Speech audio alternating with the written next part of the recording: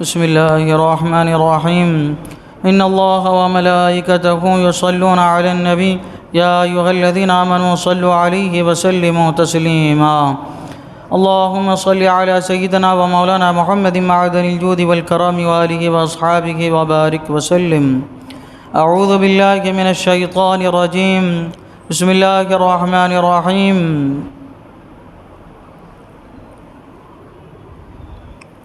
وما منع الناس أن يؤمنوا إذ جاءهم الهدى إلا أن قالوا وبعث الله بشرا رسولا قل لو كان في الأرض ملائكة يمشون مطمئنين لنزلنا عليهم من السماء ملكا رسولا قل كفى بالله شهيدا بيني وبينكم إنه كان بعباده خبيرا بصيرا ومن يهد الله فهو المهتد ومن يضلل فلن تجد لهم أولياء من دونه ونحشرهم يوم القيامة على وجوههم عميا وبكما وصما مأواهم جهنم كلما خبت زدناهم سعيرا ذلك جزاؤهم بأنهم كفروا بآياتنا وقالوا وإذا كنا عظاما ورفاتا إنا لمبعوثون خلقا جديدا. تم فرماؤ اگر زمین میں اور کس بات نے لوگوں کو ایمان لانے سے روکا جب ان کے پاس ہدایت آئی مگر اسی نے کہ بولے کیا اللہ نے آدمی کو رسول بنا کر بھیجا. تم فرماؤ اگر زمین میں فرشتے ہوتے چین سے چلتے تو ان پر ہم رسول بھی فرشتہ اتارتے. تم فرماؤ اللہ بس ہے گواہ میرے تمہارے درمیان بے شک وہ اپنے بندوں کو جانتا دیکھتا ہے اور جسے اللہ راہ دے وہی راہ پر ہے اور جسے گمراہ کرے تو ان کے لیے اس کے سوا کوئی حمایت والے نہ پاؤ گے اور ہم انہیں قیامت کے دن ان کے منہ کے بل اٹھائیں گے. اندھے اور گونگے اور بہرے ان کا ٹھکانہ جہنم ہے جب کبھی بجھنے پر آئے گی ہم اسے اور بھڑکائیں گے.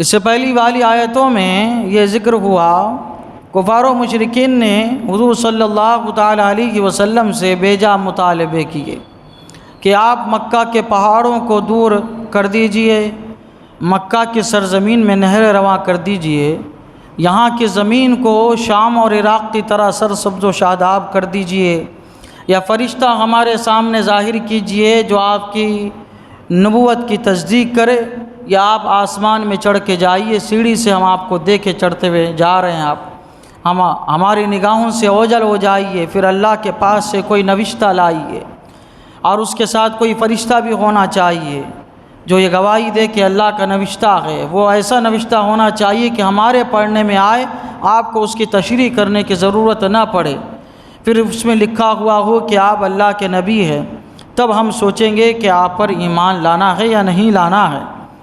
تو اللہ تبارک و تعالیٰ نے پچھلی والی آیتوں میں جواب ارشاد فرمایا.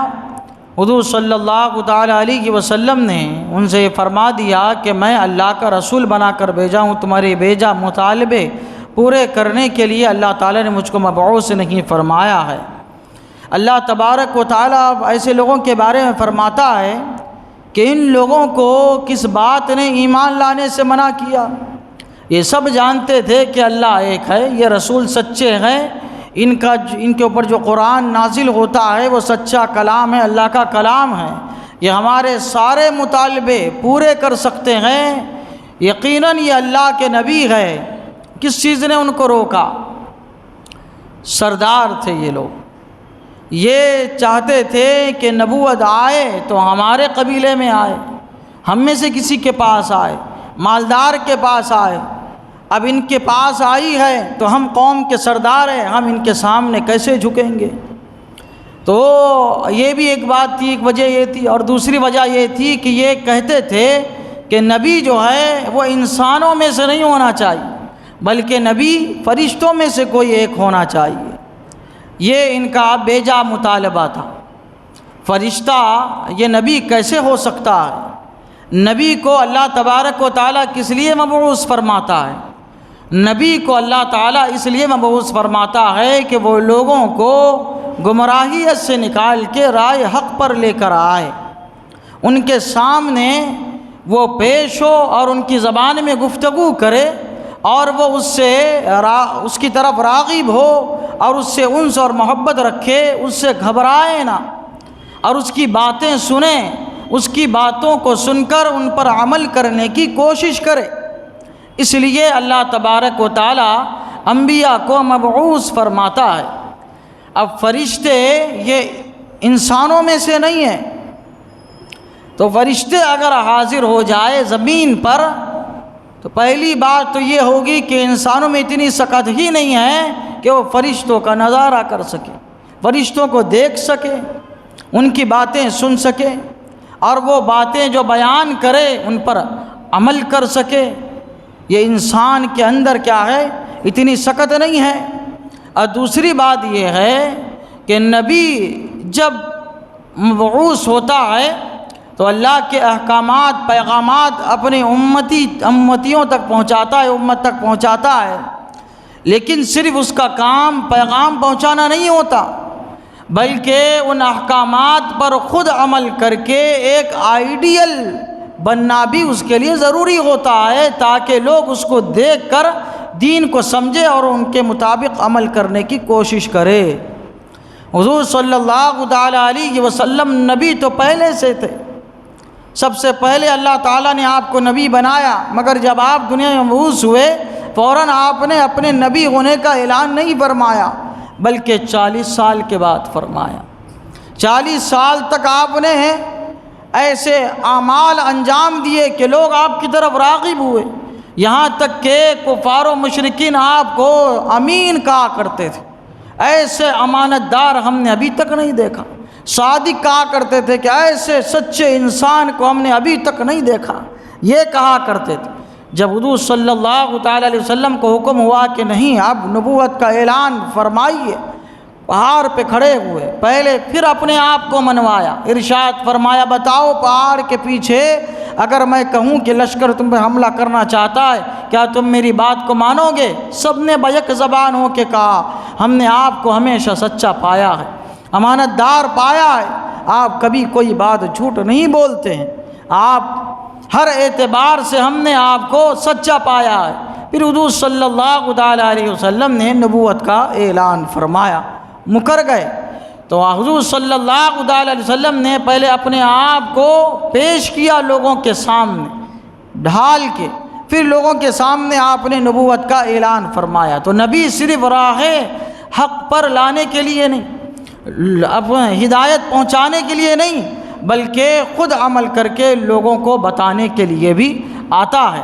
اور فرشتے میں یہ بات جو ہے وہ نہیں ہو سکتی۔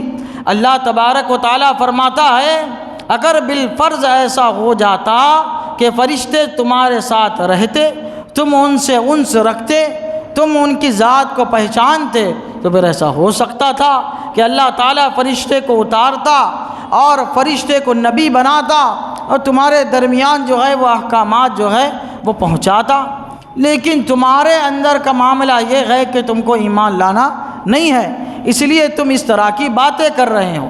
تم یہ کہہ رہے ہو کہ ایک انسان کیسے نبی ہو سکتا ہے؟ اللہ تعالیٰ نے کیسی بات ارشاد فرمائی؟ اللہ مفسرین نے فرمائی کہ دیکھو یہ تو یہ کہہ رہے ہیں کہ نبی کو انسان نہیں ہونا چاہیے، ایک انسان کیسے نبی ہو سکتا ہے، لیکن ان عقل کے اندھے کو یہ سمجھ میں نہیں آ رہا کہ ایک پتھر کیسے معبود ہو سکتا ہے، ایک جانور جو ہے کیسے خدا ہو سکتا ہے، یہ ان کے سمجھ میں نہیں آ رہا، یہ ان کو معلوم نہیں ہو رہا کہ پتھر کیسے خدا ہو سکتا ہے، لیکن نبی کے بارے میں اعتراض کر رہے کہ نبی جو ہے انسان کیسے ہو سکتا ہے۔ ان کے عقل پہ کیا ہے؟ پردہ پڑا ہوا ہے۔ اللہ تبارک و تعالیٰ فرماتا ہے کس بات نے لوگوں کو ایمان لانے سے روکا جب ان کے پاس ہدایت آئی، مگر اسی نے کہ بولے کہ اللہ نے آدمی کو رسول بنا کر بھیجا ہے، آدمی کو رسول بنا کر بھیجا ہے۔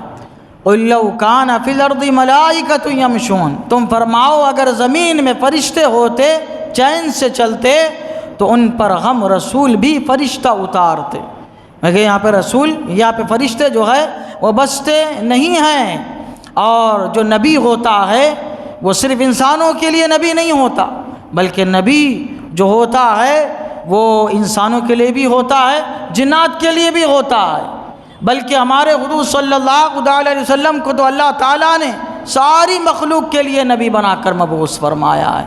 تو صرف آپ سب کے لیے آپ نبی تھے، سب کے لیے، یہاں تک کہ جتنے انبیاء گزرے ہیں، رسول گزرے ہیں، ان کا بھی نبی بنا کر حضور صلی اللہ تعالیٰ علیہ وسلم کو مبعوث فرمایا۔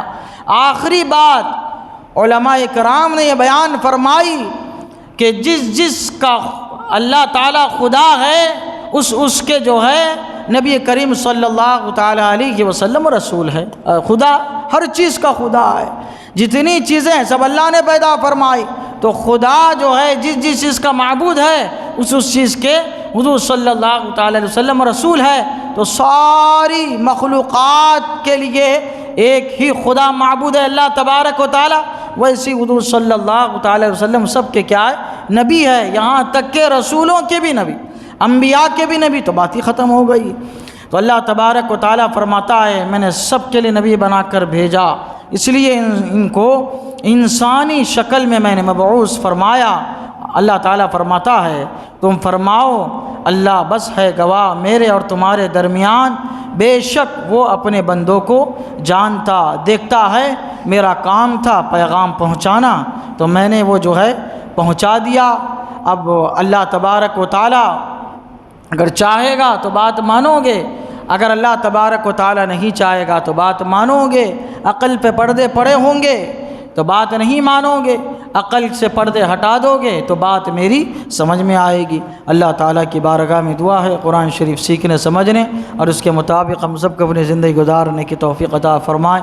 اشہد ان لا الہ الا اللہ واشہد ان محمدا عبدہ ورسولہ وصلی اللہ تعالی علی سیدنا محمد وعلی آلہ وصحبہ اجمعین برحمتک یا ارحم۔